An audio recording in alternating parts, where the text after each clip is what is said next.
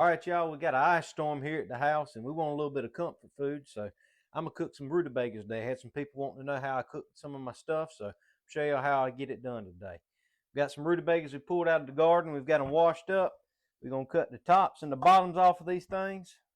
Now, this is just how I've learned to peel them. Makes it a little bit easier than slicing them up into chunks and peeling individual pieces. I'll just go down the side, and I will cut that skin off just like this. You want to use a sharp knife. These things are hard to cut and hard to peel, and having a sharp knife will go a long way.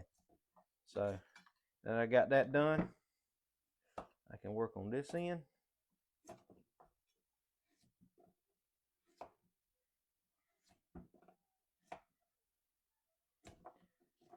And just like that, almost all that skin's off of there.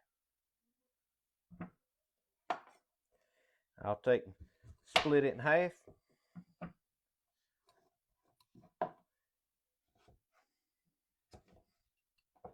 And then I'll kind of dice it up.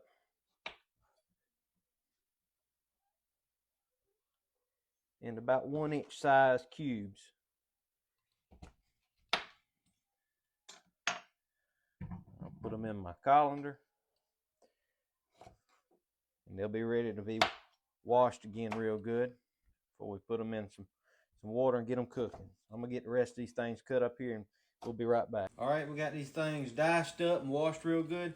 And here in a pot, we got some fat back going. You'd be hard pressed to find good thick fat back like that in the store. But so we get that fat back going in there and let it sear a little bit and cook some of the grease into it. And then we're going to add in our rutabagas. We're going to add in some water for them to boil in. All right, I had to stop the video to get a little more water. You want to have enough water to cover these things. And we're going to put in some pepper. I don't personally think you can put too much pepper in rutabagas, but that's just my personal opinion. A little bit of salt. Salt makes everything better.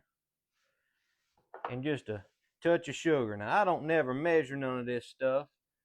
I just kind of know because I've done it, and I do it by taste. But we're going to let this stuff boil, and it's going to start turning that water kind of a murky color. And that's the magic right there. That's the pot liquor. You don't throw that stuff out. So let's let this stuff boil for a few minutes, and I'll be right back with you. All right, these things have been boiling for about 45 minutes, and they're fork tender now, so we're going to throw some in a bowl. Make sure you get you some of that pot liquor. That's the good stuff there. That's that juice that they've been marinating in while they're cooking. My wife made some homemade cornbread fritters. We're going to sop that pot liquor up with that cornbread there, and we got a meal that's fit for a king. Well, I hope you enjoyed. Like and follow for more, and let's keep growing. Well, guys, you're going to want to mark this one on your calendars. On February the 28th, PD Homemakers are going to be offering a seed starting social. It's a free event. You just need to bring your own supplies. And I'm going to be there. I'm going to be showing you guys how to start seeds, how to prepare your soil for transplant in the spring for your spring garden, and a whole bunch of other stuff. Now, there's a few things you need to know. You need to bring something to start your seeds in. It can be cups, it can be seed starting trays, something like that. You need to bring your own seed starting mix, and you need to bring some seeds, whatever you're wanting to start that day. So if you're looking for those things, you can actually find all of those things through my affiliate link on my TikTok or my Facebook. From Hoss Tools, they have really high quality products, and they can ship them right to your door quickly. But it's going to be on February the 28th in Darlington, South Carolina at Potato House Road. I'm going to put a flyer in the comments of this post, and I also have a flyer on my page, so you guys will see the contact people you need to get up with. It's Casey Purvis and Crystal Orr, so you can reserve your spot.